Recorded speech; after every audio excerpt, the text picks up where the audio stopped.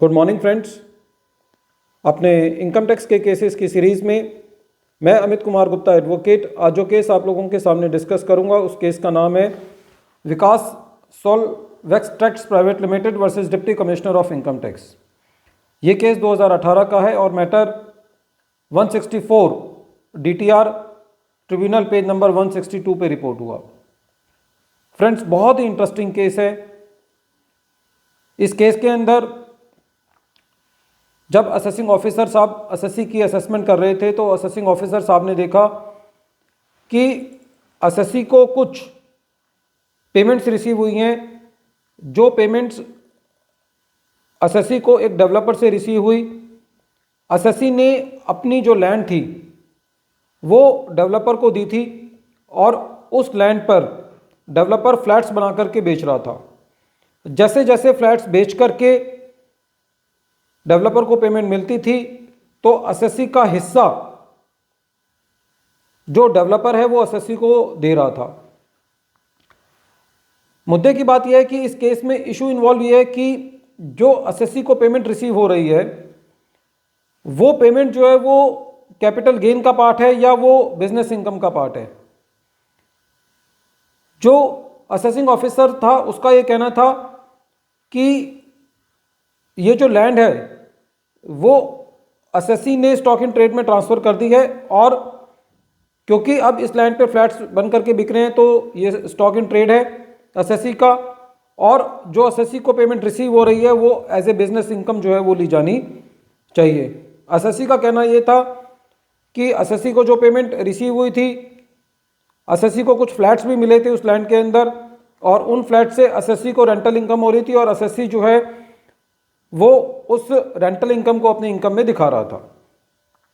Main जो allegation assessing officer का था वो ये था कि एसएससी ने अपनी लैंड स्टॉक इन ट्रेड में ट्रांसफर की है और ये स्टॉक इन ट्रेड बिकने पर एसएससी को बिजनेस इनकम हुई है और एसएससी का ये कहना था कि मैंने ये प्रॉपर्टी जो है वो स्टॉक इन ट्रेड में ट्रांसफर नहीं की।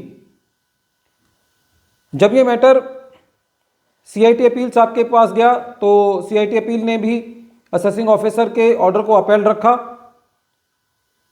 और जब मैटर ये ट्रिब्यूनल में गया तो ट्रिब्यूनल ने एसएससी की अपील को अलाउ किया और ये फैसला दिया कि स्टॉक इन ट्रेड में ट्रांसफर करना ये एसएससी का डिस्क्रिशन है, ये डिपार्टमेंट का डिस्क्रिशन नहीं है। जो एसएससी था उसने अपनी लैंड जो है वो डेवलपर को दे दी थी, तो जो ऑनर है लैंड का वो अभी भी एसएससी है, वो उस जो डेवलपर है वो उस लैंड का ओनर नहीं है।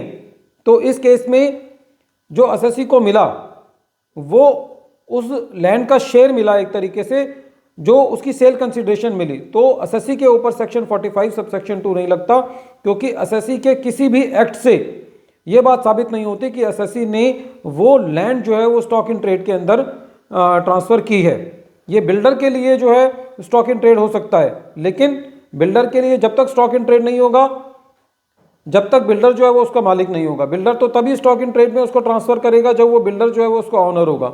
Right now the SSC was the owner of the land and this land was handed over to the builder to develop the flats on that, and the SSC got the share in the sale of the flats proceeds, and the SSC also got some flats into that project on which the SSC was receiving the rental income also.